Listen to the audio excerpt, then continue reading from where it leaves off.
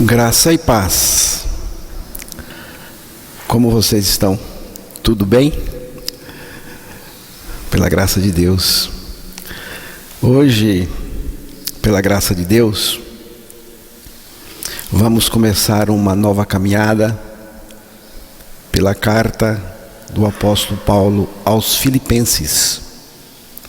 Vamos ler juntos esta carta e fazer alguns comentários. Mas a nossa intenção é ler mesmo e deixar que Deus fale ao nosso coração. São 4 capítulos e você, se quiser, pode colocar na sua agenda de leitura. Leia, releia, medite, estude. Assim você virá às reuniões afiado e preparado. Mas não é só isso.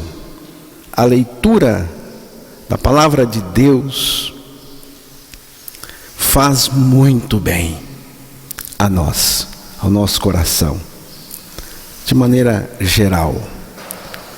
Se eu fosse você, eu leria Filipenses. O Espírito Santo veio a este mundo para anunciar a pessoa singular de Jesus Cristo e chamar a nossa atenção para Ele.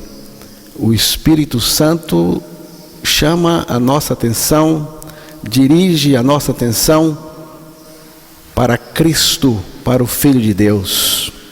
O farolete do Espírito Santo está focado em Cristo.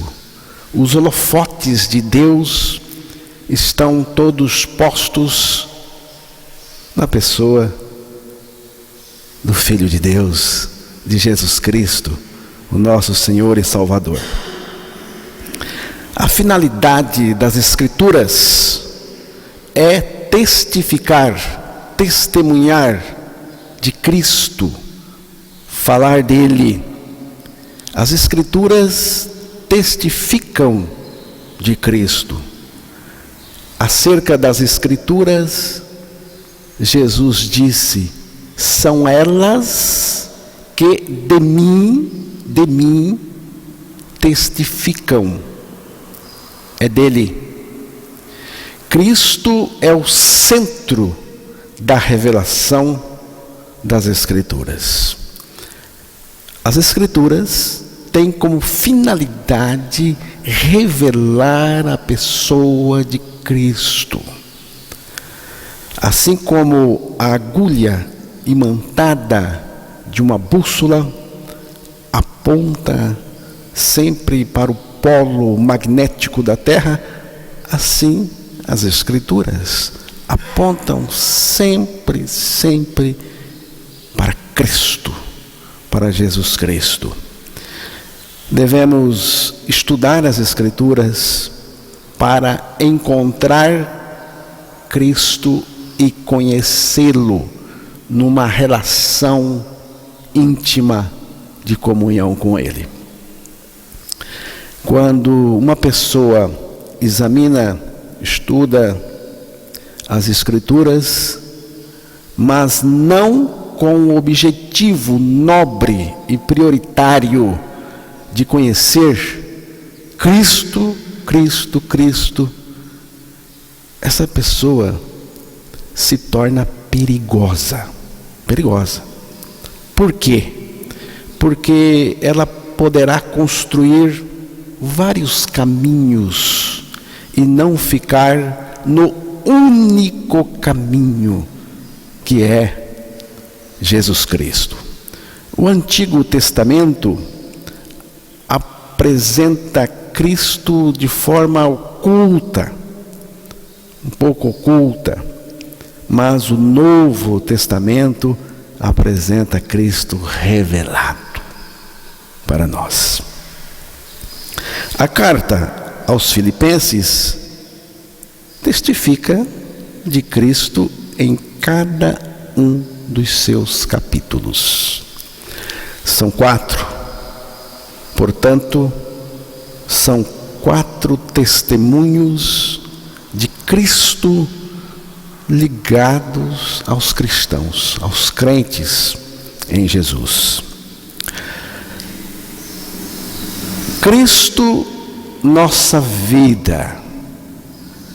Filipenses capítulo 1, versículos de 12 ao 21, mas não é preciso ler todos esses versículos agora, apenas o versículo 21, que é o versículo chave, e aqui nós temos o primeiro testemunho nesta carta de Filipenses acerca de Cristo. Cristo, nossa vida. Vamos ouvir. Porquanto, para mim o viver é Cristo e o morrer é lucro. É o versículo chave. Esse versículo expressa o pensamento central desenvolvido nesta carta. Esse mesmo pensamento, para mim o viver é Cristo, equivale dizer, para mim a vida é Cristo. Esse mesmo pensamento é apresentado em Gálatas 2:20, que diz: já estou crucificado com Cristo, e vivo não mais eu, mas Cristo vive em mim. Foi Paulo também que disse.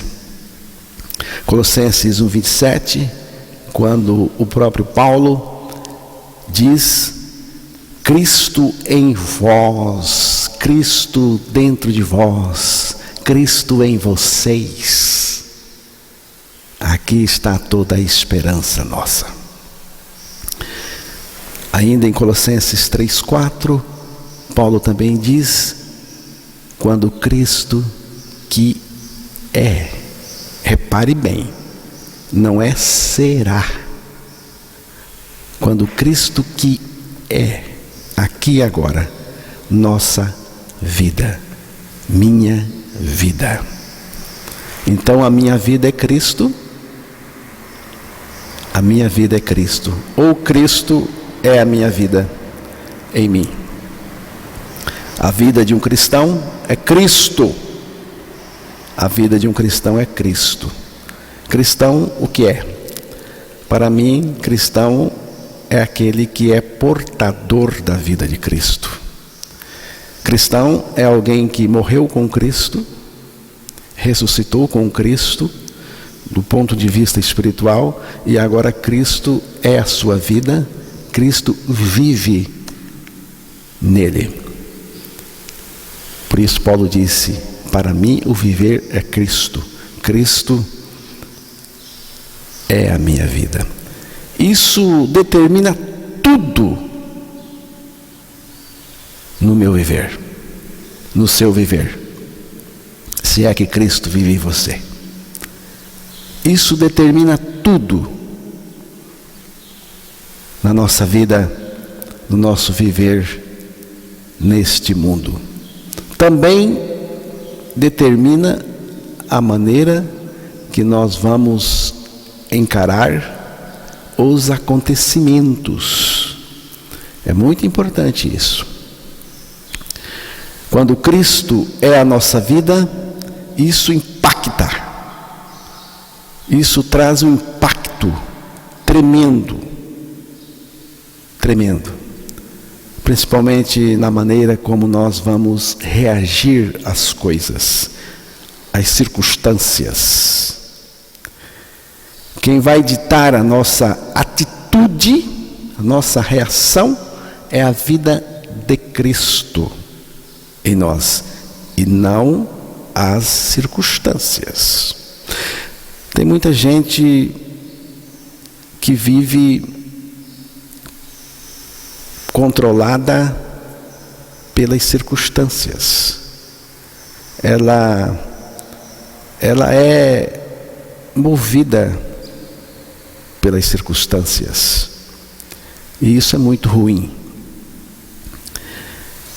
Tem gente que se adequa conforme as circunstâncias. Fica contente se forem boas, favoráveis a ela. E triste se forem ruins, circunstâncias desagradáveis. E tem gente que fica mal mesmo. A nossa caminhada neste mundo, irmãos,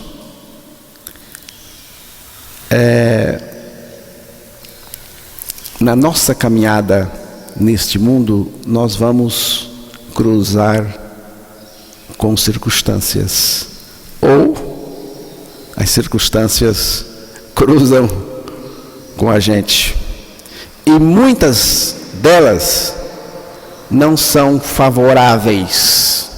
Algumas delas tentam nos esmagar. Mas quando Cristo é a nossa vida, Ele nos capacita a viver não debaixo dessas circunstâncias, mas acima delas. Para mim, o viver é Cristo. Esse viver é vitorioso em meio às circunstâncias e sobre as circunstâncias e sobre qualquer coisa, de qualquer tipo, de qualquer natureza. Onde estava Paulo quando disse: para mim o viver é Cristo e o morrer é lucro? Onde ele estava? Ele estava na cadeia, ele estava preso. O momento dele era tenso e difícil. Mas como ele encarou tudo isto? Porquanto, para mim, o viver é Cristo e o morrer é lucro. Foi assim que ele encarou. Quando Cristo é a nossa vida, nós temos vitória sobre a amargura. A amargura é uma coisa terrível, terrível. Domingo anterior, aqui na reunião, eu pedi para ler um texto de João, e o irmão da leitura entendeu Jó, mas serviu para mim, que é o texto de Jó 21, versículo 25, está falando aí de dois tipos de gente. E vamos ver aí. Outro, ao contrário, morre na amargura do seu coração, não havendo provado do bem. Aí está o tipo de gente que é um horror a sua vida, espiritualmente falando. Porque aí diz que tem gente que morre na amargura do seu coração. Cuidado com a amargura de coração. Cuidado. Você pode até adoecer mesmo. Tem gente que morre com essa amargura no coração, sem experimentar o bem do ponto de vista espiritual de Deus. Mas o coração de Paulo experimentava não a amargura naquela cadeia, naquela prisão, mas um regozijo extrapolante e regozijante. Ele diz, e depois nós vamos estudar isto, porque hoje eu só estou dando uma geral, fazendo uma introdução. Paulo diz: me regozijo, sim, sempre me regozijarei. Que coisa, hein? A principal razão dos crentes em Jesus poderem se regozijar chama-se Cristo, o Filho de Deus. Jesus Cristo é a razão. Esta carta é verdadeiramente a carta da alegria. Várias formas dessa palavra gozo, regozijo, ocorrem mais de 12 vezes nos seus 4 capítulos, a carta de Filipenses. Essa é uma condição produzida em nós, gerada em nós pela suficiência de Cristo, que é injetada no nosso interior, que é injetada na nossa insuficiência interior. Essa condição, me regozijo, sim, sempre me regozijarei, é produzida em nós por Cristo que vive em nós. João capítulo 15, versículo 11.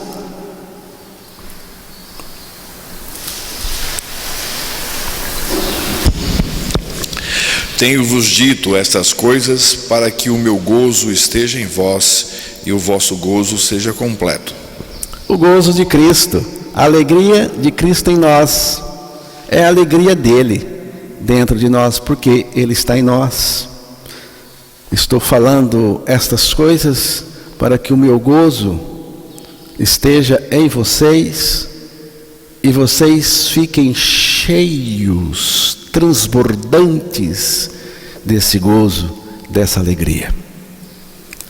Paulo sabia regozijar-se nos tempos favoráveis e nos tempos difíceis.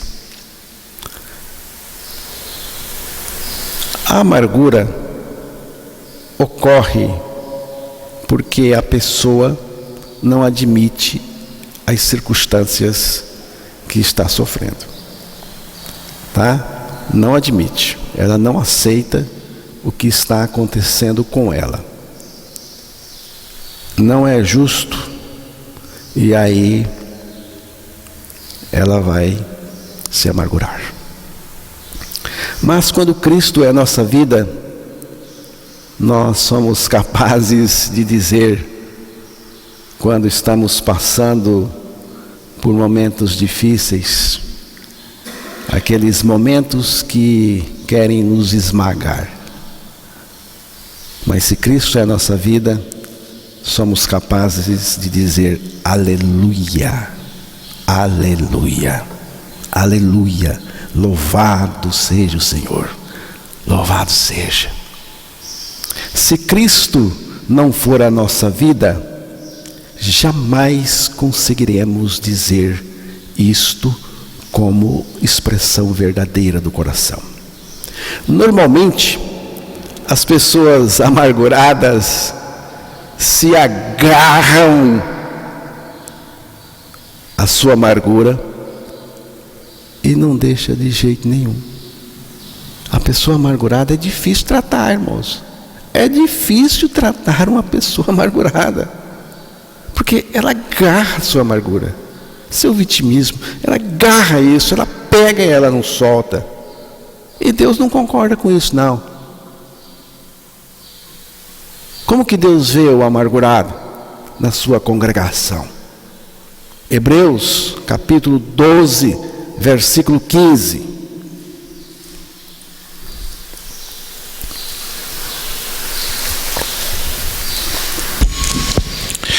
atentando diligentemente, porque ninguém seja faltoso, separando-se da graça de Deus, nem haja alguma raiz de amargura, que brotando vos perturbe, e por meio dela muitos sejam contaminados. Você está vendo o que é amargura? Começa pequenininha, uma raiz. Olha a palavra raiz. A palavra raiz está dentro da terra.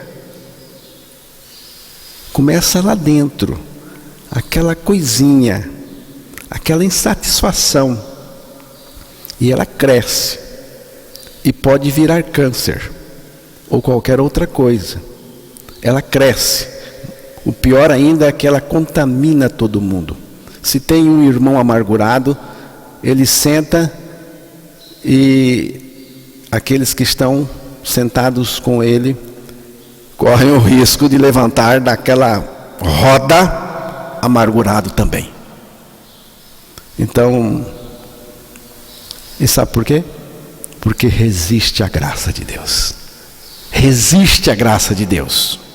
Não está olhando para a soberana graça de Deus. A graça de Deus é Cristo revelado em nós. Cristo, nossa vida, nos capacita a passarmos pelas circunstâncias de forma superior a elas. A amargura não atinge a vida de Cristo em nós. Mas quero dizer aos irmãos que as circunstâncias podem deixar um cristão meio acabrunhado por um momento, mas não amargurado.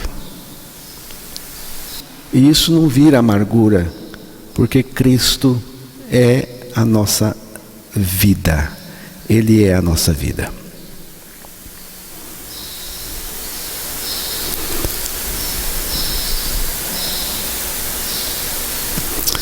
A pessoa amargurada, ela não admite que é, mas ela tem todas as evidências, ela tem as marcas, e você conhece o amargurado de longe. Lá vem a amargura, a dona amargura, o dono. Lá vem a amargurada, o amargurado. Você conhece de longe. E a coisa é feia, viu? A coisa é feia. Porque torna o ambiente horrível, irrespirável. Irmãos, precisamos de gente que confesse de coração: para mim o viver é Cristo. Queira estar com gente que confessa de coração: para mim o viver é Cristo. Aqui nós temos o primeiro testemunho, que ainda vamos falar muito sobre isso. O segundo testemunho é Cristo o nosso modelo, porque Paulo apresenta Cristo como nosso modelo no capítulo 2 da carta aos Filipenses. E vamos destacar rapidamente algumas palavras nesse capítulo. A primeira é servo, porque Jesus é chamado de servo. Servo é a primeira palavra. Servo é aquele que serve. Foi o que Jesus Cristo veio fazer aqui nesta terra, servir. Há uma mentalidade invertida que Jesus veio corrigir.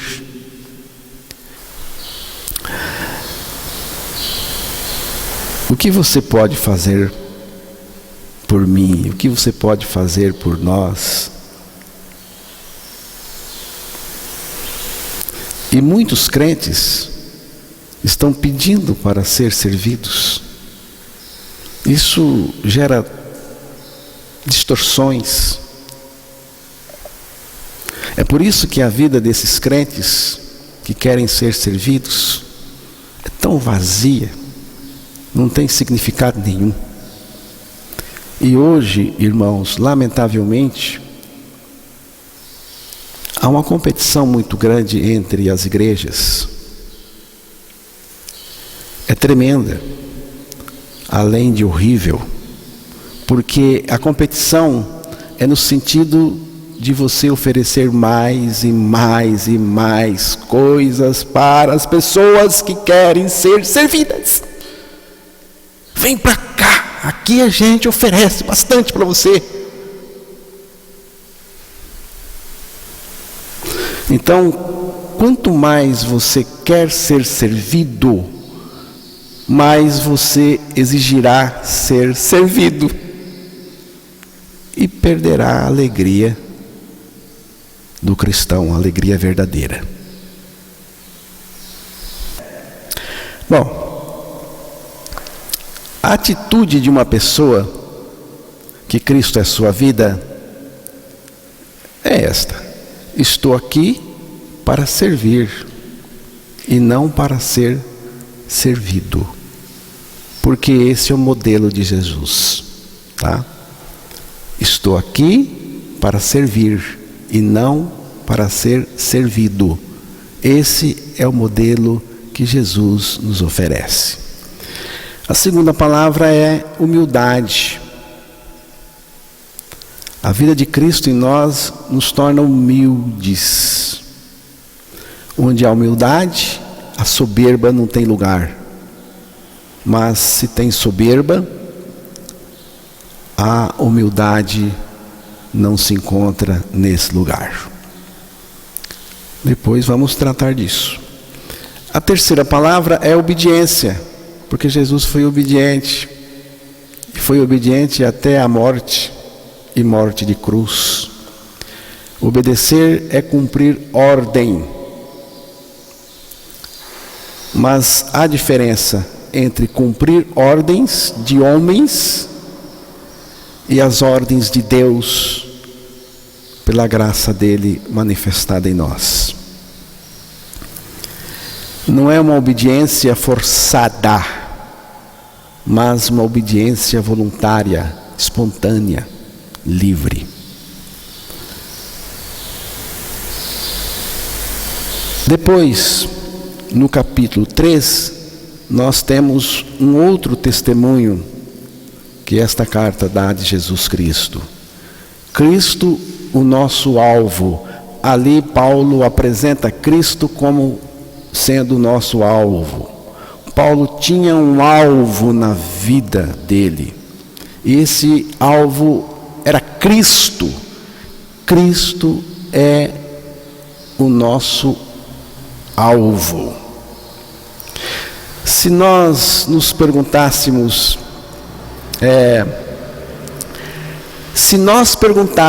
para os crentes quais são os seus alvos, se fizéssemos uma entrevista, uma pesquisa, perguntando aos crentes quais são os seus alvos, teríamos várias respostas. Não é comum dizer: o meu alvo é conhecer Cristo mais do que já conheço. Mas esse, irmãos, era o alvo do apóstolo Paulo, é também o meu. Espero que seja também o alvo de vocês. Filipenses capítulo 3, versículo 10. Para o conhecer e o poder da sua ressurreição e a comunhão dos seus sofrimentos, conformando-me com ele na sua morte. A conversão do apóstolo Paulo é normalmente datada pelos pesquisadores entre os anos 33 a 36 depois de Cristo. E esta carta aos Filipenses, que estamos lendo foi escrita lá pelos anos entre 61 a 63. Talvez seja possível datá-la no final do ano 61, depois de Cristo. Como se vê, já tinha se passado vários anos e Paulo conhecia o Senhor Jesus Cristo, porque ele se revelou a Paulo não só externamente, mas internamente nele, como ele mesmo afirmou, e estamos destacando este versículo: para mim o viver é Cristo, Cristo vive em mim, Cristo minha vida. Ele conhecia mesmo, conhecia de verdade, mas ele queria conhecer mais.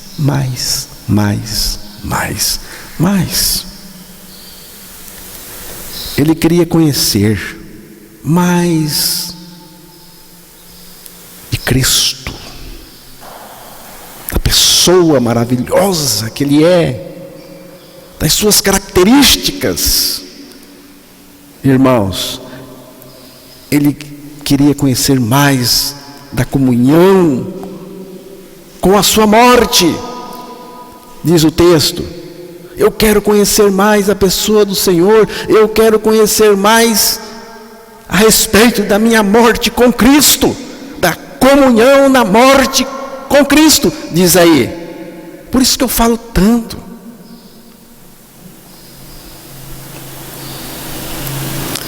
Eu quero conhecer mais do poder da sua ressurreição. O que significa conhecer o poder da sua ressurreição? É conhecer o ressuscitado em mim, a vida ressuscitada em mim.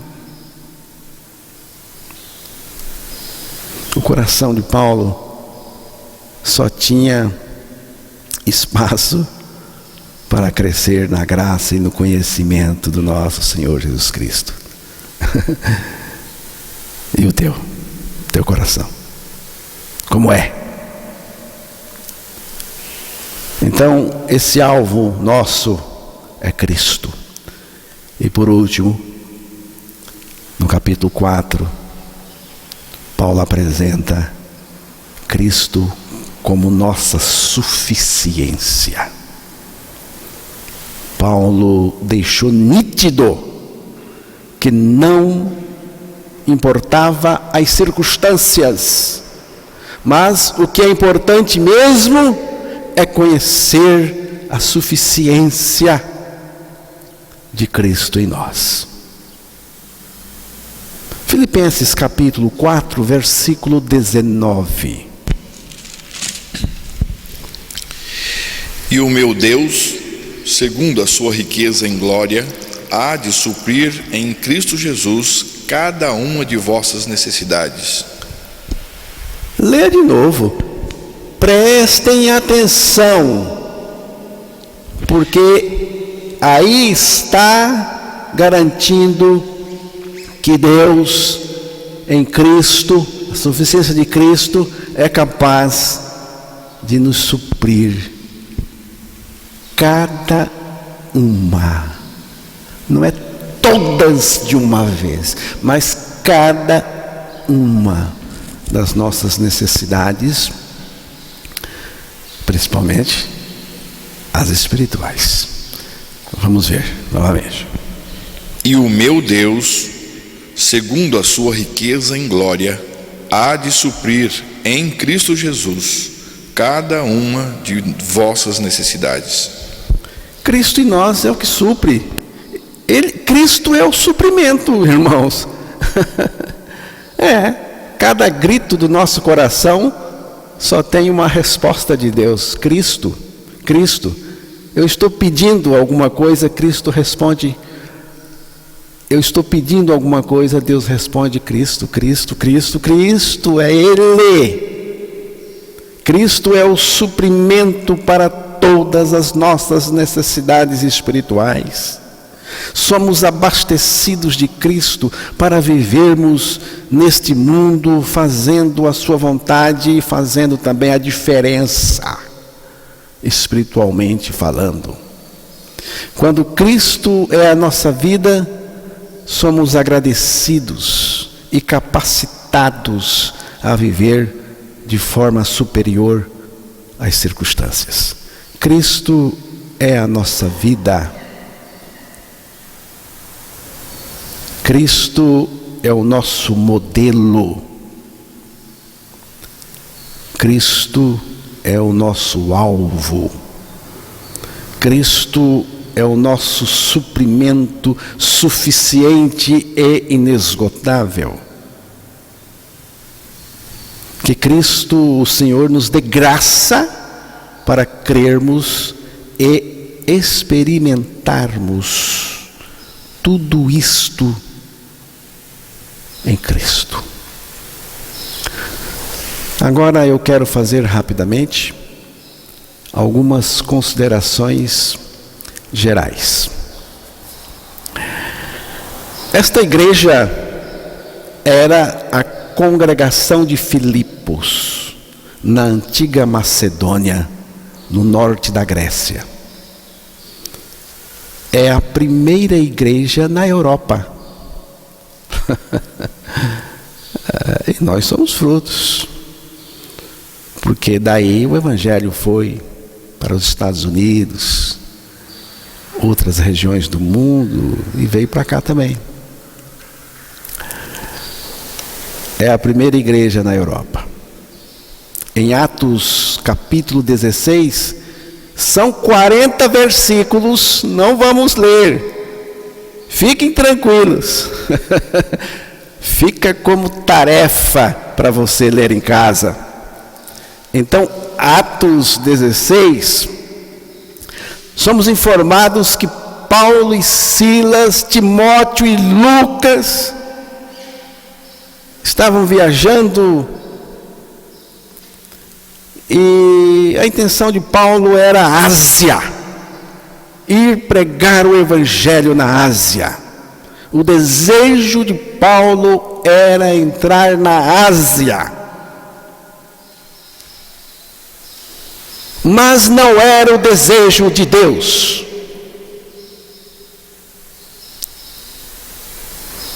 Depois você pode ler em Atos 16, versículos de 6 a 10, que ali nós vemos Deus cercando Paulo. Paulo indo em uma direção e o Espírito Santo impedindo. Ele ia para outra região, o Espírito Santo impedia. Foi para outra região, o Espírito Santo impedia. Até que veio uma visão de um homem da Macedônia, dizendo: vem para cá nos ajudar, pregar o evangelho. E ele entendeu que foi Deus que tinha dado, e Deus mudou a rota dele, mudou o endereço da viagem, o destino da viagem. E ele então entra na Europa por orientação de Deus, porque as coisas são assim. A gente tem que seguir o trajeto indicado por Deus. Às vezes Deus está impedindo a gente e a gente não nota, faz bobagem, faz um negócio que não era para fazer, ou qualquer uma outra coisa. Depois você arca com as circunstâncias, com as consequências. Então, sua jornada é direcionada para a Europa. E essa entrada na Europa foi por orientação divina. Em Neápolis, uma cidade, eles puseram o pé em solo europeu pela primeira vez. E dali foram para Filipos, que era uma colônia romana. Por isso seus habitantes desfrutavam os direitos e privilégios da cidadania romana, que era o caso do apóstolo Paulo, que tinha cidadania romana. No sábado, eles foram para a beira do rio, onde parecia haver um lugar de oração. Eles se sentaram, ali estavam reunidas algumas mulheres, eles se sentaram e começaram a falar o evangelho às mulheres que estavam reunidas ali. Mas uma mulher é destacada. Diz que ela escutava, que ela ouvia, ela escutava o que Paulo dizia. Porque tem muita gente que não escuta.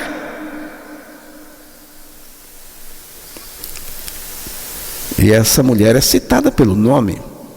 O nome dela é Lídia, de Tiatira, uma comerciante, vendedora de púrpura. Diz também que essa mulher era temente a Deus, escutava Paulo pregar o evangelho. Enquanto ela escutava com muita atenção e com muita vontade, Deus abre o coração dela. Deus vai lá dentro, onde Paulo não poderia ir, onde nós não podemos ir, e abriu o coração para que ela atendesse às coisas que Paulo dizia. Ela creu e foi batizada. Depois disso, ela e toda a sua casa pediram que eles ficassem na casa dela. Paulo, fica aqui com os seus companheiros, fica aqui em casa. E Paulo ainda diz que é assim, e nos constrangeu a isso. Pelo que sabemos, foi a primeira pessoa convertida ao cristianismo no continente europeu. O evangelho de Cristo nada tem a ver com religião, seja ela qual for, irmãos. Por quê? Porque Lídia era uma mulher sincera, religiosa, praticante e temente a Deus. Preste atenção que o evangelho não é só para bêbados, drogados, prostitutas e desajustados, tá? Não, é também para aqueles que têm uma boa religião, que é bonzinho, que é legal, que é o cara. É para você também. Você também precisa nascer de novo. A religião de Lídia era insuficiente para salvá-la. Meu irmão, quando você encontrar gente assim, não fique babando com a religião dele, não. Presta atenção, meu irmão. Entenda que ele tem que crer no evangelho e você precisa pregar o evangelho não só para bêbados ou qualquer outro tipo de gente, mas também para os religiosos. Você não vê isso? Lídia tinha religião, mas religião insuficiente para salvá-la. Por quê, irmãos? Porque não tinha morte com Cristo, não tinha ressurreição com Cristo, não tinha Cristo vivendo nela. Outra coisa, o evangelho, conquanto seja compreensível com a mente, é preciso ser captado pelo coração. Lá onde Deus foi abrir, o Senhor abriu o coração de Lídia para entender o evangelho. E aí, uma luz brilha no íntimo e ficamos persuadidos do fato. É interessante.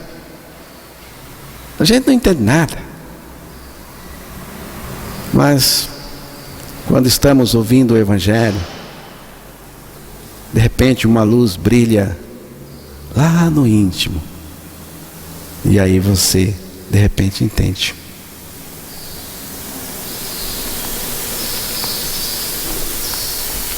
Nessa história de Paulo em Filipos, também vemos algo curioso. Um espírito maligno surge em meio às orações, reuniões. Interessante. Ele é pró-evangelho, entre aspas. Tem muita gente que parece, mas não é. É obra do grande enganador. Tem gente que parece, mas não é.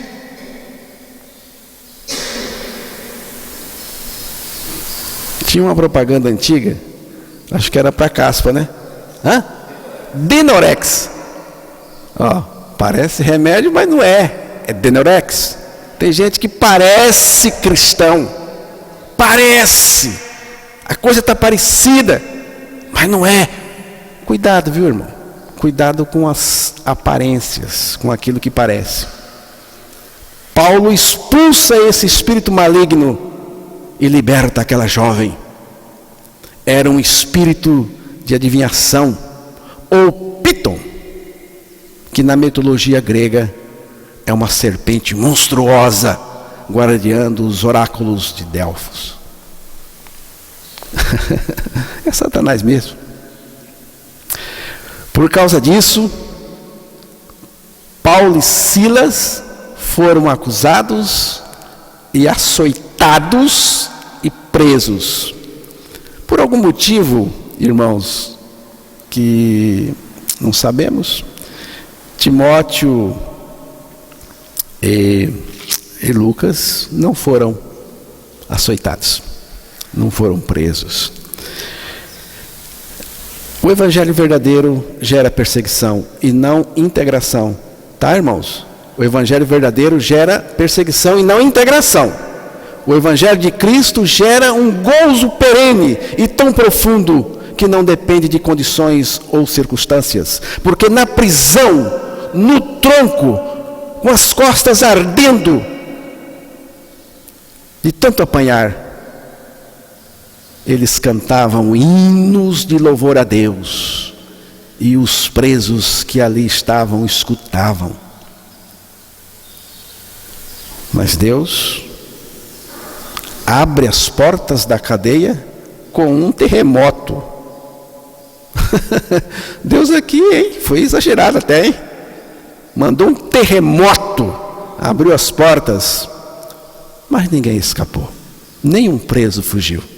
Estavam tão impactados com o terremoto, com o louvor de Paulo e Silas, e que é mais forte do que terremoto.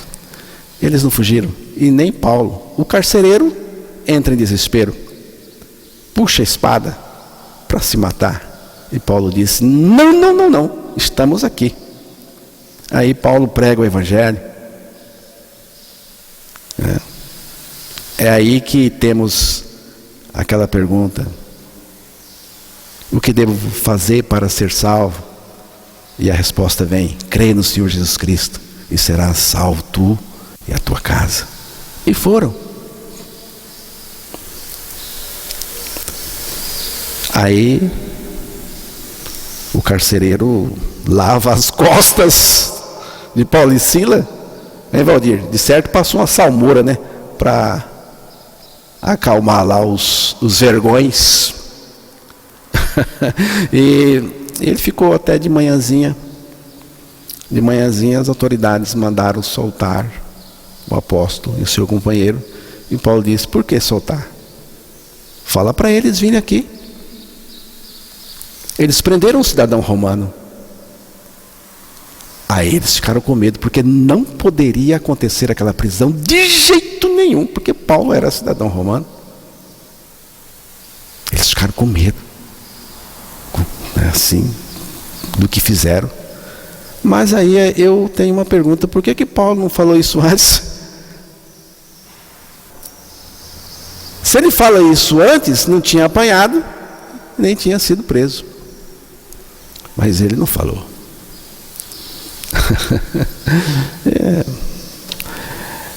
Talvez para nos ensinar que Quem crê não é afobado. Quem crê não é afobado. Quem crê não fica aí tomando as suas iniciativas e providências. Quem crê espera naquele que pode tudo. Quem crê descansa na suficiência de Deus. Quem crê, crê mesmo na providência de Deus. E que Deus vai tomar uma providência quando quiser, na hora que quiser, do jeito que quiser. E depois, alguns anos depois, ele escreve a carta de Filipenses, esta carta que estamos estudando.